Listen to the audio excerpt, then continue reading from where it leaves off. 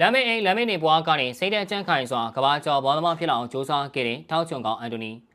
ပြည်ထောင်စုမင်းလာများ Yes for Iva ခွင့်ရှိကိုစာပေကနေပြန်လည်ကြိုလိုက်ပါရင်မဲကနေဘတ်တစ်ကိုပြောင်းရွှေ့သွားခဲ့ပြီးဖြစ်တဲ့ထောက်ချုံကောင်အန်တိုနီကသူ့ဘဝရဲ့ဆွေးနွေးလာတဲ့ဖြတ်တန်းကြရမှုတွေအပေါ်မှာပြန်ပြောင်းပြောလာခဲ့ပါတယ်အန်တိုနီပြောခဲ့တာလေးတွေကိုပြန်လည်ပြီးတော့မျှဝေပေးရမယ်ဆိုရင်မီဒီယာတွေနဲ့ခင်ဗျားစကားပြောရင်သူတို့ကခင်ဗျားအိမ်မက်ကဘာလဲဆိုတာမေးလိမ့်မယ်ချန်ပီယံလိကဘာဗလာဘောလုံးတရားဒီပဲဗလားပေါ့ဒါတွေကရီမန်းချက်တွေပါဗျာကျွန်တော်အတွက်တခုတည်းကအိမ်မက်ကကျွန်တော်မိမတွေကိုလမ်းမတွေပေါ်ကပွာတွေကနေဆွဲထုတ်ဖို့ပါအဲ့ဒီအတွက်လည်း plan B ဆိုတာမရှိဘူးအဲ့ဒါကိုကျွန်တော်ဖျက်အောင်လုပ်မလားဒါမှမဟုတ်သေမလားဆိုတာပဲရှိတယ်ကျွန်တော်ကလူသေးကောင်းပေါ်ကနေကြော်ခွာပြီးတော့ကြောင်းသွားခဲ့ရတဲ့ကောင်ပါဘောလုံးကွင်းထဲမှာလူပေါင်းစုံနဲ့တွေ့ဘူးတယ်ကျောင်းဆရာပြန်ဆရာစပယ်ယာတခိုးလူမိုက်တွေပေါ့ကွင်းထဲမှာတော့အားလုံးကအတူတူပါပဲအဲ့လူတွေအကုန်လုံးကိုကျွန်တော်မကြောက်ဘူးဘောလုံးနဲ့အတူဆွဲပြေးပြီးတော့ကိုကြော်ဖြတ်ခဲ့ဘူးတယ်အိမ်မင်းသားက Wi-Fi ကိုယူသုံးပြီးဒင်းဟိုနေမောင်ရနယ်တို့ကစားတာကို YouTube ကနေကြည့်ပြီးသူတို့အတိုင်းကျွန်တော်လေ့ကျင့်ခဲ့ရတာဘောလုံးကန်ရင်ဖက်တောင်မရှိဘူးဆိုပြီးတော့ဖြစ်ပါတယ်အန်တိုနီရဲ့ပြောပုံအရသူ့ရဲ့ငယ်ဘဝဖြတ်တန်းမှုကိုကြားသိရတာတကယ်ကိုရင်းနှီးထိရှားရပါတယ်ဘရာဇီးရဲ့စင်းသားရပ်ကွက်တစ်ခုမှာမွေးဖွားခဲ့တဲ့အန်တိုနီကငယ်စဉ်ကတည်းကစင်းရဲမွေးတွေနဲ့ရင်ဆိုင်ခဲ့ရတယ်။သွေးပြတွေကလမ်းမတွေပေါ်မှာရှင်သန်နေရတဲ့ဘဝတွေပါ။အန်တိုနီကိုယ်တိုင်ကလည်းကြောင်းသွားရင်လူသေးကောင်းပေါ်ကြော်ပြီးသွားခဲ့ရတယ်ဆိုတာဘယ်လောက်ထိကျန်းတဲ့ဘဝလဲဆိုတာညီကိုလိုပဲတွေးကြည့်ကြပါတော့။ဒီလိုဘဝရတလေးတွေကသူ့ကိုစိတ်ထဲကြမ်းခိုင်တဲ့လူတစ်ယောက်ဖြစ်အောင်ပုံဖော်ခဲ့ပါတယ်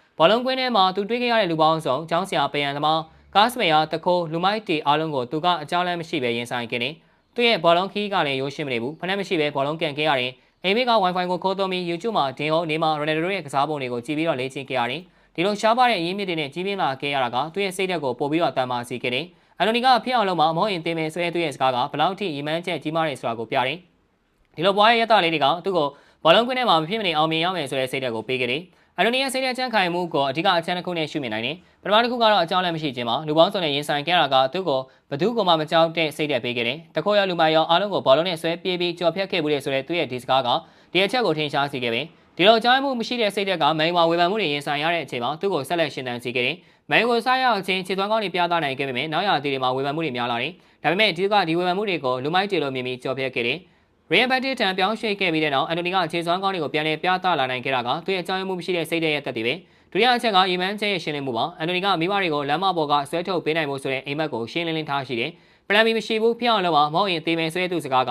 ဘလောက်ထိဆုံးဖြတ်ချက်ခိုင်မာတယ်ဆိုတာကိုပြတယ်။ဒီမန်းချက်ကသူ့ဘဝရဲ့စင်ရမှုကနေလာတယ်လူသေးကောင်ပေါ်ကြော်ပြီးကြောင်းသွားရတဲ့ဘဝဖရက်မရှိတဲ့ဘောလုံးကန်ရတဲ့ခက်ခဲတွေကသူ့ကိုဒီလိုရီမန်းချက်ကြီးမားတဲ့လူတစ်ယောက်ဖြစ်အောင်တွန်းအားပေးခဲ့တယ်။ဒီစိတ်ဓာတ်ကသူ့ကိုဘောလုံးကွင်းထဲမှာအောင်မြင်မှုရဖို့အတွက်အဓိကတော့ချက်ဖြစ်လာတယ်။အန်တိုနီရဲ့စိတ်ဓာတ်ကြမ်းခိုင်မှုကဘောလုံးသမားတွေအတွက်နမူနာတစ်ခုပဲ။စင်ရမှုတွေကနေကြီးပြင်းလာပြီးအင်္ဂလန်ရဲ့ထိပ်တန်းလိမှာကစားနိုင်တဲ့သူ့ရဲ့ခီးကလူငယ်ကစားမတွေအတွက်တွန်းအားပေးနိုင်တယ်။သူ့ရဲ့ဖြစ်အောင်လုပ်မှာမဟုတ်ရင်တေးမယ်ဆိုတဲ့စကားကဘဝမှာအခက်အခဲတွေကိုကြော်ဖြတ်ဖို့ဘလောက်ထိဆုံးဖြတ်ချက်ခိုင်မာဖို့လိုတယ်ဆိုတာကိုသင်ခန်းစာပေးတယ်။ဒီစိတ်ဓာတ်ကသူ့ကိုမန်ယူမှာဝေဖန်မှုတွေရင်ဆိုင်နိုင်စွမ်းပေးပြီးဘဝမှာအောင်မြင်မှုတွေရဖို့အတွက်လမ်းဖွင့်ပေးခဲ့တယ်။အချောပြင်ပြောမယ်ဆိုရင်အန်တိုနီရဲ့စိတ်ဓာတ်ကြမ်းခိုင်မှုကသူ့ရဲ့ဆင်းရဲတဲ့ဘဝရတတွေကိုပေါက်ဖွားလာခဲ့ပါတယ်။အန်တိုနီရဲ့ဘဝခီးကဘောသမားတွေအတွက်တာမန်အိမ်မက်တွေထက်ပိုမိုကြီးမားတဲ့ရီမန်းချက်တွေရှိဖို့သင်ခန်းစာပေးတယ်။သူ့ရဲ့စိတ်ဓာတ်ကြမ်းခိုင်မှုကလူငယ်တွေရဲ့ဘဝအခက်အခဲတွေကိုရင်ဆိုင်ဖို့တွန်းအားပေးနိုင်မယ်လို့ယုံကြည်တယ်။ဘရိုရဲ့အမြင်တွေကဘယ်လိုလဲအန်တိုနီရဲ့စိတ်ဓာတ်ကိုဘယ်လိုမြင်လဲပြောပြခဲ့ကြပါဦး။အစောနေ့ကြည့်ပေးခဲ့ကြတဲ့အတွက်အားလုံးကိုကျေးဇူးထူးပဲတင်ရှိပါရခင်ဗျာ။